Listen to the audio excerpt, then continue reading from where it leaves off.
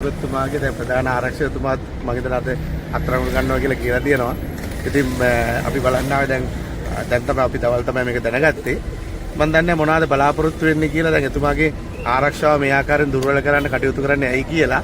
මොකද මේ වෙනකොට ආරක්ෂක අංශය සතු සියලුම වාහනත් බාර දෙන්න කියලා තියෙනවා.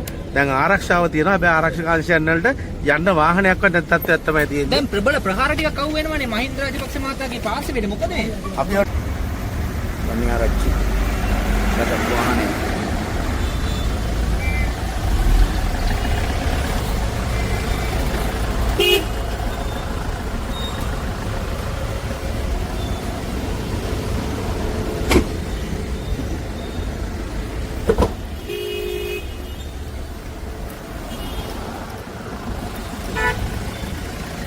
oh pelagana duwan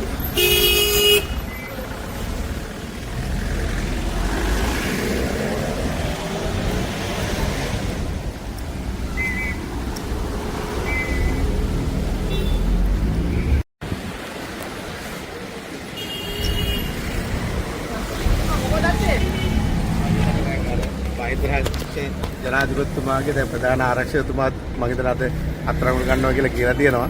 ඉතින් අපි බලන්න ආවේ දැන් තමයි අපි දවල් තමයි මේක දැනගත්තේ. මම දන්නේ මොනවද බලාපොරොත්තු වෙන්නේ කියලා. දැන් එතුමාගේ ආරක්ෂාව මේ ආකාරයෙන් දුර්වල කරන්න කටයුතු කරන්නේ ඇයි කියලා. මොකද මේ වෙනකොට ආරක්ෂක අංශය සතු සියලුම වාහනත් බාර දෙන්න කියලා තියෙනවා. දැන් ආරක්ෂාව තියෙනවා. හැබැයි ආරක්ෂක අංශයන් වලට යන්න වාහනයක්වත් නැති තත්ත්වයක් තමයි තියෙන්නේ. දැන් ප්‍රබල ප්‍රහාර ටිකක් අහු වෙනවනේ මහින්ද රාජපක්ෂ මහතාගේ පාර්ශවයට. මොකද මේ අපි වර උත්තර දෙන්න.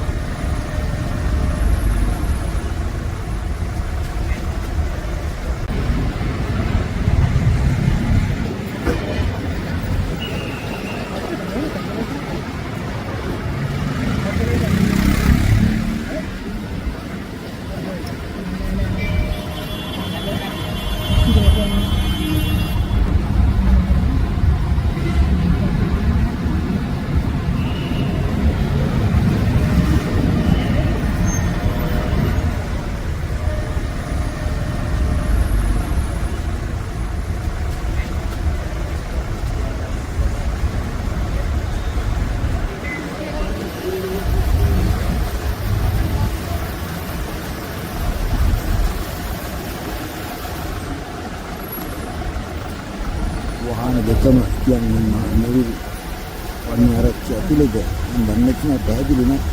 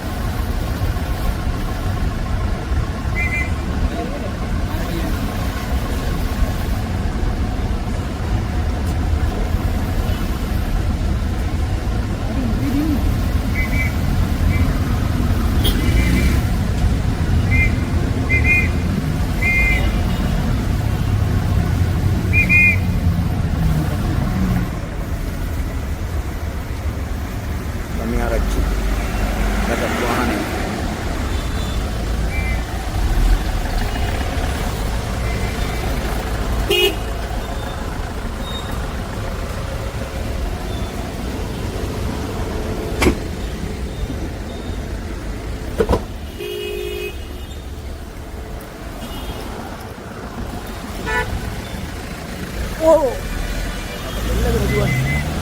අර පෙල්ලගෙන දින්නේ.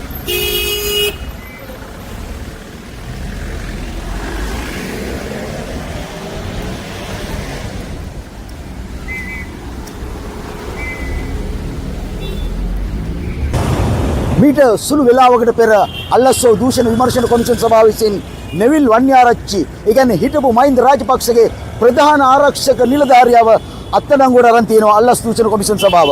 මොකක්ද හේතුව කියලා අපි හොයලා බැලුවෙන් පස්සේ කියනවා ඒ කියන්නේ වත්කම් දරගම් දෙන්න ඕනේ. ඒ වත්කම් දරගම් සම්බන්ධයෙන් තොරතුරු නොදීම සම්බන්ධයෙන් කිසිම කෙනෙකුට වත්කම් දරගම් නොදී ඉන්න බෑ. ඒවා සංගවන්න බෑ. සමහරව අපි දන්නවනේ ඉතින් මේ වෙලාවේ කෝටි 27ක් වත්කම් තිබුණේ කියලා අපේ වසන්ත සහෝදරයාට වසන්තය උදා වෙලා තියෙනවා. දැන් රාජපක්ෂලට වසන්තය නැති වෙලා තියෙනවා, කෙලවෙලා ගිහිල්ලා තියෙනවා. අපි දන්නේ නැහැ මොකද්ද කියලා. දැන් තාමත් ඉන්නවා මාධ්‍ය විතර පිරිසක් මේ අල්ලස් දූෂණ කොමිෂන් සභාව ඉදිරිපිට රැස්කකා බලන් ඉන්නේ මොකද්ද මේ වෙන්නේ කියලා. ඒ වගේම මනෝජ් ගමගේ නීතිඥයා, ඒ වගේම මාධ්‍ය ප්‍රකාශක පොට්ටුවේ එතුමනුත් දැන් මෙතෙන්ට ගියා ඇතුළට. ඒ වගේම දැන් ලැබ් ගින්නක් වගේ රටේ පැතිරෙනවා.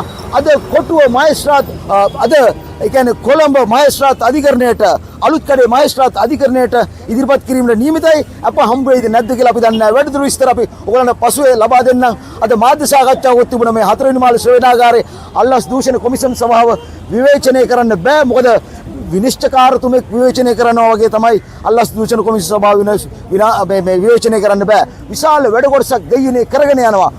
ඉතාමත් ලස්සනට වැඩ කොටස යන මොහොතක් තමයි මේ වෙලාවේ. ඉතින් අපි දන්නවා ක්ලීන් ශ්‍රී ලංකාවේදී ක්ලීන් කරන්න ඕන සියලු දෙනාගම මෙතන අපි කියනවා අපේ කට්ටියක් ඉන්නවනේ. ඒ කියන්නේ මාලිමාවේ කට්ටියගෙත් වත්කම් බරගන් තියෙනවනේ කෝටි ගණන්.